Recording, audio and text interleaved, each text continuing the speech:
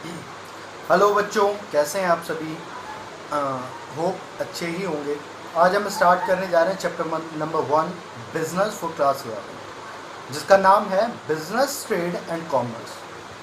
Business के अंदर trade का क्या मतलब होता है, कॉमर्स का क्या मतलब होता है, बिजनेस का क्या मतलब होता है, हम इन सब का ओवरव्यू लेंगे इस चैप्टर के अंदर। स्टार्ट करते हैं बिजनेस से। बिजनेस लिटरली, बिजनेस का मतलब होता है क्या, बिजी रहना। किस में बिजी रहना सर?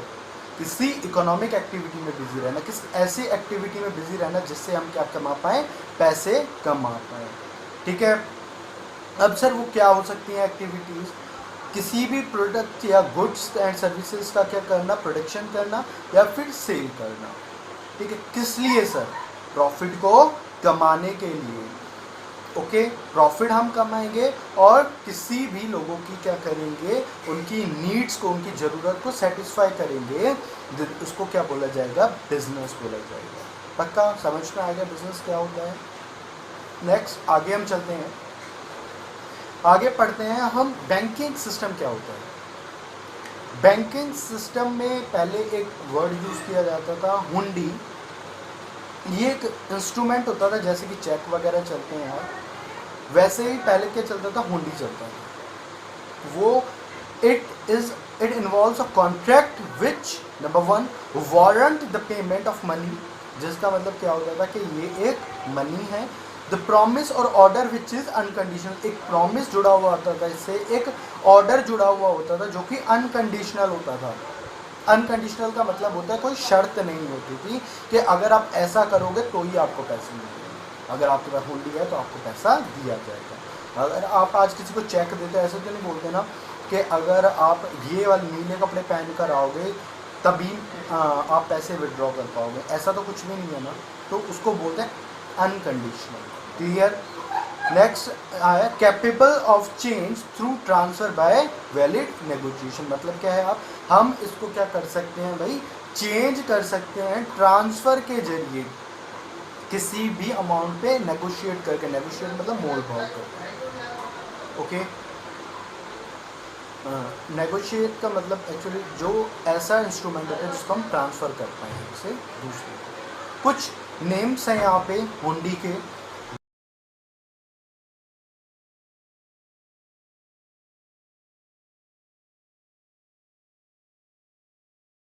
धनी जो, ये एक ऐसा होता था कि सर आपने पेबल किसी भी बंदे को दे सकते हो आप, और कोई लाइबिलिटी नहीं होगी, जो पैसा बंदा रिसीव करेगा उसकी कोई भी लाइबिलिटी नहीं है, आप उसको पैसे ऐसे ही दे सकते हो। दूसरा आता है सहज, ये क्या होती है, एक स्पेसिफिक पर्सन, किसी स्पेशल पर्सन को ही आप ये दे सकते हैं, रिस्पेक्टेबल पर्सन को आप दे सकते हैं, और ये इसके साथ क्या जुड़ी होती है, लाइबिलिटी जुड़ी होती है उस बंदे पे जो उसको रिसीव कर रहा है। ओके। नेक्स्ट आता है आपका फरमान जो। फरमान जो क्या होता है, मतलब एक ऑर्डर पे, ऑर्डर का मतलब क्या होता है कि जब हम चाहेंगे तब ये बनेगा। ठीक है। नेक्स्ट आता है आपका देखनहार। देखनहार का मतलब क्या होता है सर, जो जिसके हाथ में उसको पैसा मिलेगा। ठीक है, वो होता है आपका देखनहार, मतलब जो उसको प्रेजेंट करेगा, जो उसको दिखाएगा पैसा उसको मिल जाएगा। ये मतलब नहीं है किसका नाम लिखा क्या लिखा, इससे कुछ भी मतलब नहीं होता है। नेक्स्ट आता है आपका धनी जो। धनी जो क्या होता है, पेबल टू एनी पर्सन, किसी भी बंदे को दे सकते हैं हम। No liability over who received the payment, जिसको पेमेंट मिलती है उस पर कोई भी लाइबिलिटी नहीं होती है। Clear. But payment over a fix time, किसी फिक्स टाइम में ही आप पेमेंट कर सकते हैं। जैसे चेक होता है वो 3 मंथ्स के लिए वैलिड होता है, ऐसे ही धनी जो हुंडी भी होती है। क्लियर। नेक्स्ट आते हैं, हम आगे बढ़ते हैं। एक और आते जोखिमी, जोखिमी टाइप की भी एक हुंडी होती है, ड्रॉन अगेंस्ट डिस्पैच्ड गुड्स। मतलब क्या है कि सर अगर मैंने गुड्स किसी से मंगवाए हैं, ऑनलाइन मंगवाए, उस पर मैंने एक ड्रॉ कर दी, उसको दे दी मैंने, हुंडी उसको बोलेगी जोखिमी हुंडी। अगर वो गुड्स खो गए तो जोखिम कौन उठाएगा, जिसने ड्रॉ किया। ड्रॉई की कोई भी लाइबिलिटी नहीं होगी, मतलब जिसके बिहाफ में किया गया उसकी कोई लाइबिलिटी, जिसने ड्रॉ किया उसकी लाइबिलिटी मानी जाएगी। क्लियर। आगे हम पढ़ते हैं रेज ऑफ इंटरमीडियरीज। अब कुछ इंटरमीडियरीज भी आए थे बिजनेस के अंदर, कॉमर्स के अंदर, ट्रेड के अंदर कुछ इंटरमीडियरीज भी होते हैं। Prominent role in promotion of trade, किसी भी ट्रेड को बढ़ाने के लिए इंटरमीडियरीज की ज़रूरत होती है। सपोज करो हम अपने बिजनेस को बढ़ाना चाहते हैं तो हम क्या देंगे, एडवर्टीजमेंट देंगे। एडवर्टीजमेंट देंगे तो थर्ड पार्टी के जरिए से ही देंगे, तो क्या हो गया, वो एक इंटरमीडियरी हो गया ना। एजेंट्स बनाएंगे हम, अपने डिस्ट्रीब्यूटर्स बनाएंगे, तो वो भी हमारे क्या हो गए, थर्ड पर्सन हो गए ना, वो भी क्या हो गए, इंटरमीडियरी हो गए। क्लियर, पक्का। नेक्स्ट आता है providing financial security in return of risk taken, मतलब अगर वो रिस्क उठा रहे हैं तो उनको क्या दिया जाएगा, कुछ फाइनेंशियल सिक्योरिटीज भी हमें प्रोवाइड करानी पड़ेगी। Comprises of commission agent, broker, distributor, commission के जरिए भी होते हैं, कुछ एजेंट्स होते हैं, ब्रोकर मतलब दलाल होते हैं, और डिस्ट्रीब्यूटर होते हैं। ये सब कौन होते हैं, आपके इंटरमीडियरीज के अंदर आते हैं। Foreign trade were financed by loans, जो फॉरेन ट्रेड था वो कैसे फाइनेंस किया जाता था, उस पर पैसा कहाँ से लगाया जाता था, लोन्स के जरिए से वहाँ पे पैसा लगाया जाता था। अब लोन भी चाहिए, तो लोन लेने के लिए मेरे को कोई ना कोई इंटरमीडियरी ढूंढते हैं कि मेरे को लोन आसानी से कोई दिलवा दे। Later with emergence of credit transactions, exports exceeded import and benefited indigenous banking system. क्या बोला, जैसे ही क्रेडिट ट्रांजेक्शन हुई, मतलब उधार माल लेना शुरू हुआ, उधार चलना शुरू हुआ, वैसे क्या हुआ, एक्सपोर्ट जो एक्सीड कर गया इंपोर्ट्स को, तो इससे क्या हुआ, बैंकिंग सिस्टम को एक फ़ायदा मिला। पक्का। नेक्स्ट आगे है commercial bank and industrial bank involve to finance trade and commerce. जो कमर्शियल बैंक है और इंडस्ट्रियल बैंक है वो दोनों मिल गए ट्रेड को बढ़ाने के लिए लोन देने, आओ आओ हमारे पास लोन लो।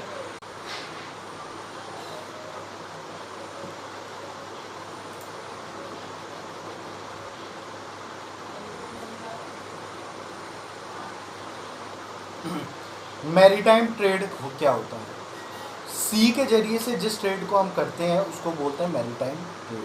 मैराइन का मतलब होता है सी, ट्रेड का मतलब आप सभी को पता है व्यापार होता है, बिजनेस होता है, ठीक है। तो सी के रूट से जिस ट्रेड को करते हैं उसको बोलते हैं अब maritime trade. Maritime trade was another important branch of global trade network, एक बहुत ही बड़ी ब्रांच थी ये जो ग्लोब को जोड़ती थी ट्रेड करने के लिए। मालबर कोस्ट, जो एक मालबर एक किनारा है समुद्र का जो कहाँ पे स्थित है, मुजरिस में स्थित है, ठीक है। और एक पेपर जो कि उस टाइम पे करेंसी चलती थी, रोमन एम्पायर में पेपर को क्या माना जाता था, ब्लैक गोल्ड भी समझा जाता था उस टाइम। जब कोलंबस जब 15th सेंचुरी के लास्ट में ढूंढ रहे थे कि इंडिया से कैसे स्पाइसेस लेकर आए जाए, तभी उन्होंने क्या किस चीज़ की डिस्कवरी की, कौन सी कंट्री की डिस्कवरी की, अमेरिका की उन्होंने तब डिस्कवरी की। और वो वास्को डी गामा को भी लेकर आए, कौन से किनारों पर लेकर आए, मालबर्स के किनारों पर लेकर आए, कब, 1498 में। Okay. Calicut was such a bustling emporium that it was even visited by Chinese ships to acquire items like frankincense, essential oil का नाम है ये, myrrh, fragrant perfumes, जो परफ्यूम्स में एक फ्रेगरेंस यूज़ की जाती है तो वो की जाती थी।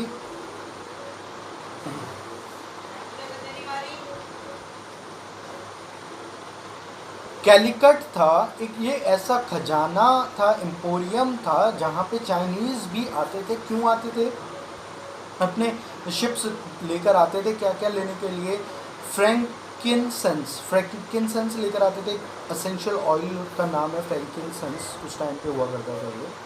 और मेर ये एक ऐसे फ्रेगनेंस है, फ्रेगनेंस रेंज होते हैं जो कि परफ्यूम्स वगैरह में यूज़ हुआ करते थे, परफ्यूम्स में यूज़ हुआ करते थे, आपके मेडिसिन में यूज़ हुआ करते थे। From the middle east as well as pepper, diamonds, pearls and cotton from India. क्या बोला कि भाई पेपर से डायमंड्स और पर्ल्स और कॉटन वगैरह भी लेकर जाते थे वो इंडिया से, कौन, Chinese. On the Coromandel coast, एक कोरोमेंडल एक किनारा है पुलिकेट में, was a major port in the 17th century, 17th century का बहुत मेजर पोर्ट था जहाँ पे लगभग हर कंट्री आती कि हर कंट्री के शिप्स वहाँ पे आते थे, किस लिए? ट्रेड के लिए, टेक्सटाइल ट्रेड के लिए बहुत ही क्या था, प्रचलित था उस टाइम। ओके, और ये इससे एक्सपोर्ट मैक्सिमम पोलिकेट से क्या एक्सपोर्ट किया जाता था? टेक्सटाइल ही एक्सपोर्ट किया जाता था। कहाँ पे? साउथ एशिया में ये पड़ता था। आगे हम पढ़ते हैं merchant corporation. Form merchant corporation, एक ग्रुप बनाया गया मर्चेंट्स का। क्यों बनाया गया, इसकी क्या ज़रूरत पड़ी, वो पढ़ते हैं हम। Form to protect the interest of traders, traders को कोई एक्सप्लॉइट ना कर पाए, उस पावरफुल जो कंट्रीज़ हैं वो पुअर कंट्रीज एक्सप्लॉइट ना कर पाए, इसीलिए क्या बनाया गया? मर्चेंट कॉरपोरेशन बनाई गई। Framed their own rules of membership and code of conduct with Kings also accepted. कुछ रूल्स एंड रेगुलेशंस बनाई गई, कुछ मेंबरशिप्स निकाली गई, जिसको क्या किंग्स ने भी एक्सेप्ट करना स्टार्ट कर दिया।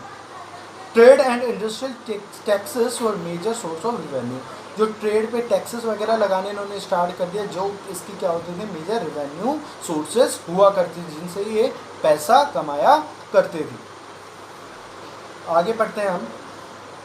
The chief directly deal with king, tax collector and settle market toll on behalf of merchant at fix sum of money. एक चीफ बनाया गया जिसको एक फिक्स सम ऑफ मनी दिया जाता था, जो वो किंग से डील करता था, टैक्स कलेक्टर से डील करता था।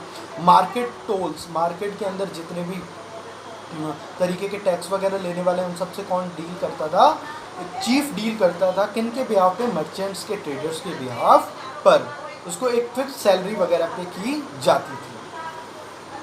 आगे मेजर ट्रेड सेंटर्स, कुछ ट्रेड सेंटर्स हुए इस टाइम पे, बहुत बड़े बड़े ट्रेड सेंटर्स थे जो बहुत इंपॉर्टेंट ट्रेड सेंटर्स थे all over the world.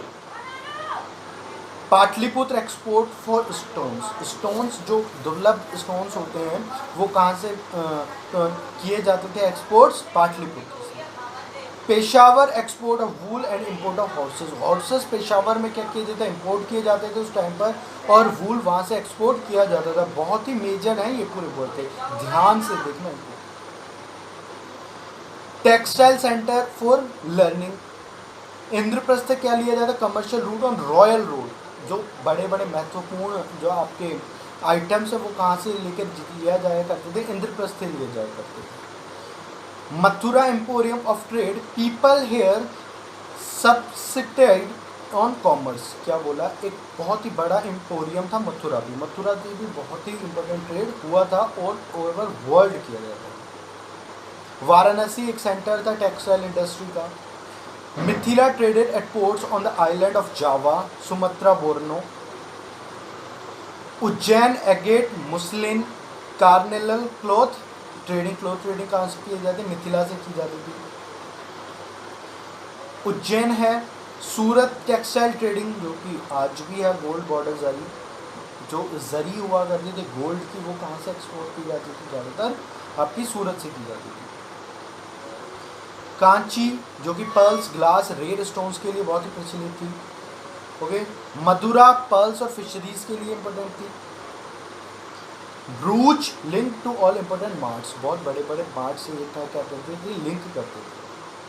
Kaveri पत्ता, trade of perfumes, cosmetics, scent, silk, wool, cotton, coral, pearls, gold, precious stones, ship building.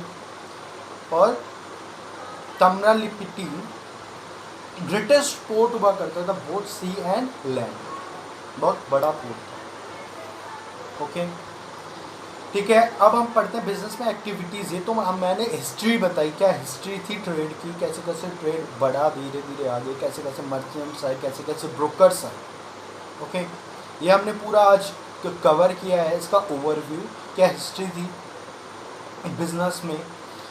आगे हम नेक्स्ट पार्ट में पढ़ेंगे कि किस तरीके की एक्टिविटीज़ होती हैं, एक्टिविटीज़ में क्या क्या होता है, बिजनेस में और क्या क्या चीज़ें की जाती हैं, वो सब कुछ हम नेक्स्ट पार्ट में पढ़ेंगे। अभी के लिए इतना ही, थैंक यू।